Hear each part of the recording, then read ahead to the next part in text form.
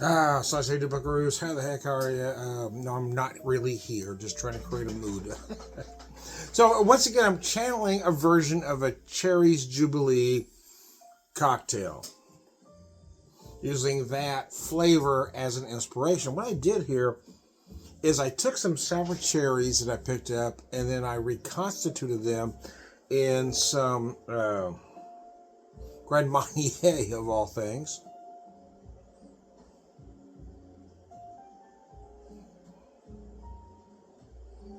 So then I took that and I made a vanilla, sour cherry vanilla simple syrup out of those sour cherries. So I then took this particular whiskey. I was going to do something else, but then I thought, well, I have this, so let's try it. So I have this St. Elmo cherry vanilla infused bourbon at 88 proof. So I use this whiskey as the main ingredient. Then I also added about 3/4 ounce of some Grand Marnier, and then about a half ounce, maybe probably close to 3/4 ounce of that sour cherry vanilla simple. Again, trying to get to that, Cherries Jubilee sort of flavor.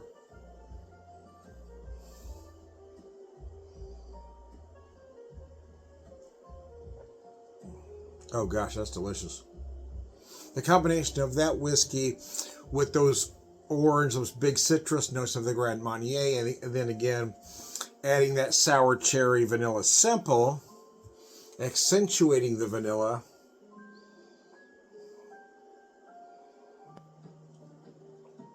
Oh man, obviously I have this served chilled, but I'm not leaving any ice in the glass.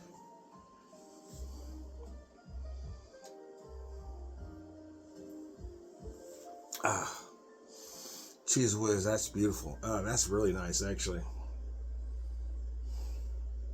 I'm going to keep trying this with different whiskeys till I achieve exactly what I think is the best, but right now I really like this one.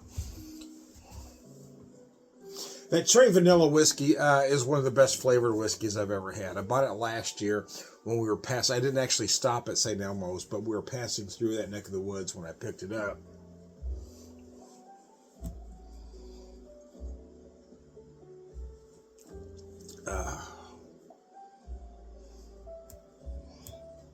So I found a way to order a bottle this year because I thought it'd be perfect for the holidays going into, Thanksgiving and Christmas.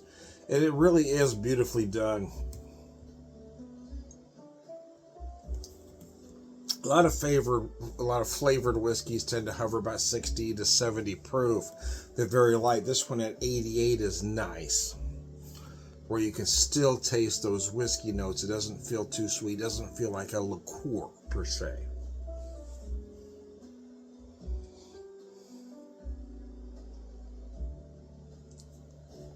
And then again, with the addition of those I put a couple sour cherries in there that I reconstituted with some Grand Marnier. It was interesting. They've only been in there a couple of days, but they soaked it all up, right? So now I added more cherries and more Grand Marnier, because I just did a few to start with to see how it would work and how that would taste. But I like it so much, the flavor, and as a garnish, I decided to just throw the rest of the sour cherries in there and let them soak it up. But I feel like I could also use those same cherries if I need to make another sour cherry simple syrup. Now it's just going to have that orange flavor in there with them as well, which is a curiosity.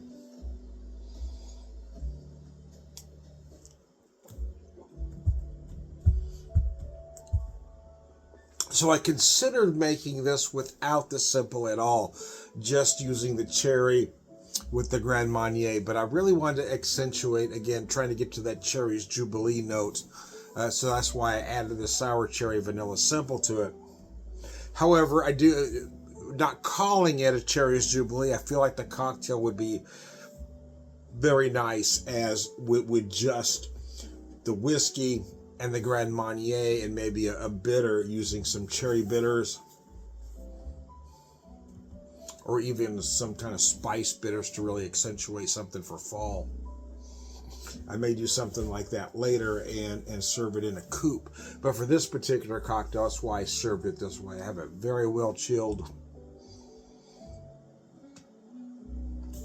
Kind of Sazerac style, even though I'm not using it. I considered actually using an absinthe rinse in here. I said, no. But tasting this now, those herbal notes I think would have blended well. Here's the thing, you never know till you try. That's why I want to kind of try this first, and I can see what I can add and take away from it.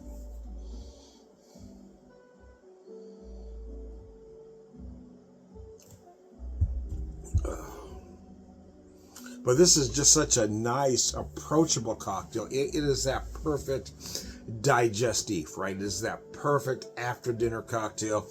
I don't know that I want to call it a dessert cocktail, even though it is a tad on the sweet side. You could use it in that capacity, but I would be more inclined to call it a digestif or a fireplace cocktail than I would a dessert cocktail. But it certainly would fill that bill.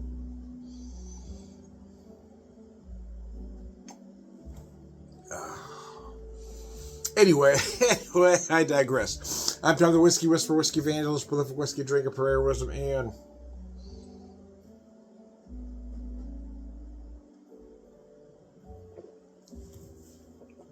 all around good guy. You can see how easy that was to drink. That was absolutely delicious. Wow.